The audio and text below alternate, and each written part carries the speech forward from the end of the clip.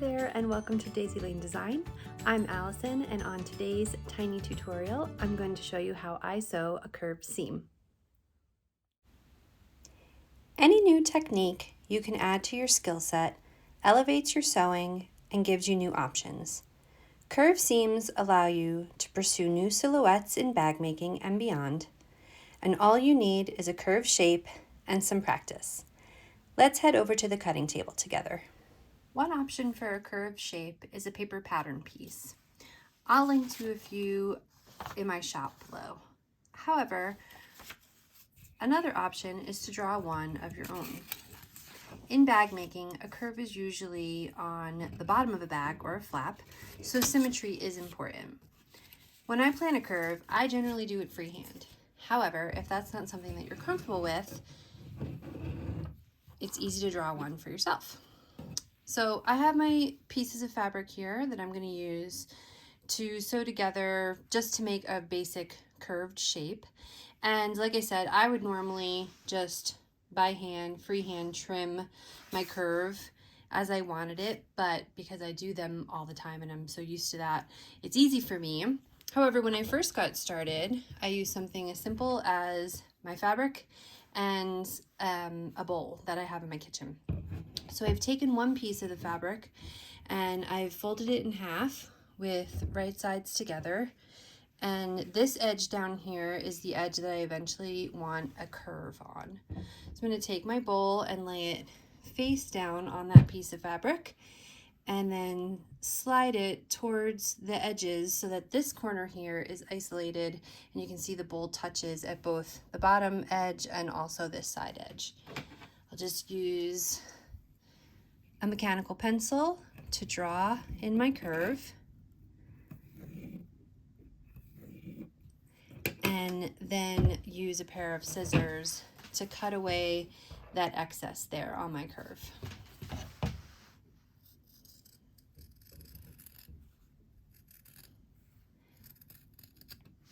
That gives me a nice curve shape that I'm happy with, and I'm going to just place this with my other piece of fabric, right sides together, and then we'll be ready to stitch. So here's my other piece of fabric. Here is the piece that has a curve. I'll open it up so you can see the symmetry of the two sides from cutting those while the sides are together. And I'll just pin along our edges so that we can go to the machine and sew along this seam. Okay, I've set myself up at the machine and I've loaded the machine with a contrasting thread so that you'll be able to see it a little bit easier on the fabric once we start sewing. But a couple of things I just wanted to point out which would help you with sewing seams is one, whenever my machine finishes, like when I take my foot off the pedal, my needle finishes in a down position in my work. And there's a setting on this brother that allows for that. So every time I take my foot off the pedal, the needle automatically finishes into my work. If your machine does not do that, you can always adjust that with your hand on the wheel on the side of your machine. And before you go maneuvering your fabric through, as you'll see in a minute, you want to make sure that your needle is down in your work. Second thing is that this machine has a speed controller. So I have a slow, medium, and fast speed dial here. And when you're first learning something new, it's always best to move that all the way over to the slowest setting, which will give you the most control while you're learning your new skill. So I just wanted to show you those couple things before we zoomed in on what's going to be happening here. And hopefully your machine has some of those features as well, which will make this whole process a little bit easier for you. All right, so there we are, ready to get sewing. I have my two pieces of fabric that are pinned together. And I'm going to start, let's zoom out just a little bit. I'm going to start by just doing a basic straight seam until I get down here towards my curve. So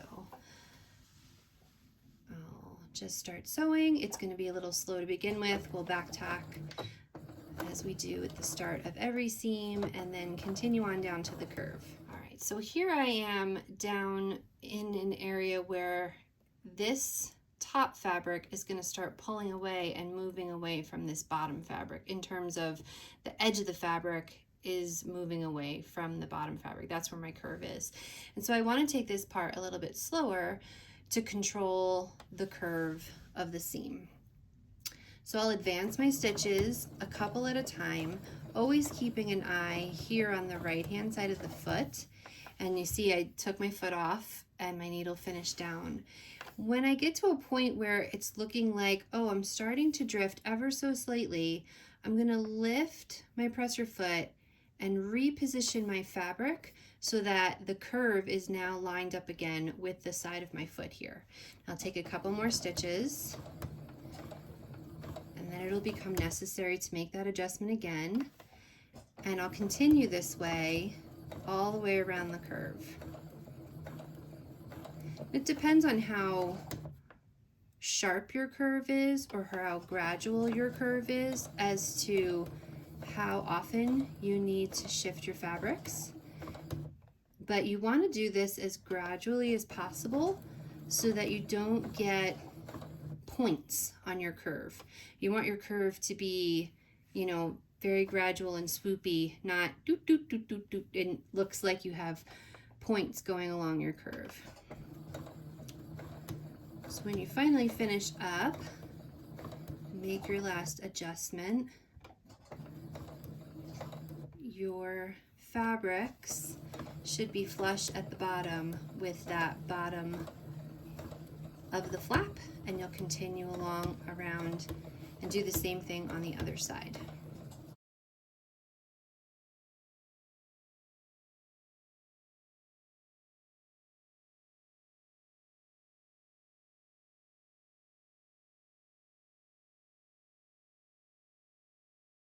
Your result here should be, with some practice, a nice smooth curve that doesn't have any points or interruptions along the way. One last step before you're ready to use this flap. Obviously you have a lot of extra fabric in here, and that will make your final product very bunchy if you just were to leave it that way. So I'm going to remove my pins and do some trimming, which will make turning the piece a little bit easier. So I'm just going to have my seam allowance, so cut it by half, and that will be taking off this extra bunchiness here in this corner.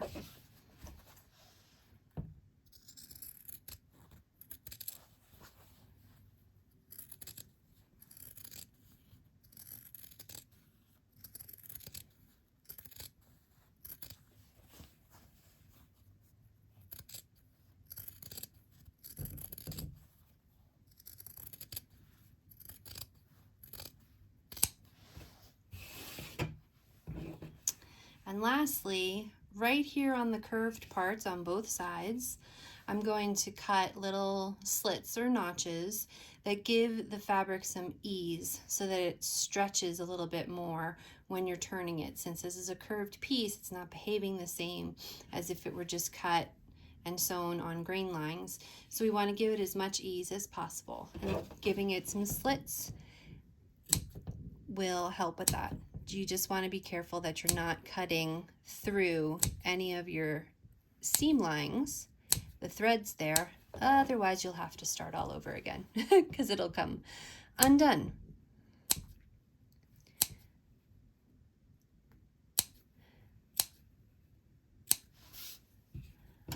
And lastly, you can turn the work to the right sides out and use your thumb or a tool, a turner tool, or a chopstick.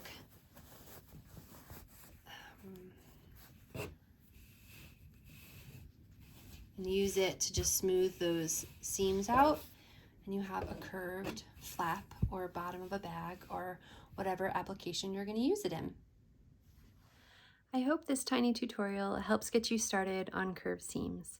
If you liked what you've seen here today, would you please consider liking or subscribing? Maybe even leave me a comment. I do love hearing from you, and it really does help motivate me to keep going. Happy sewing, everybody!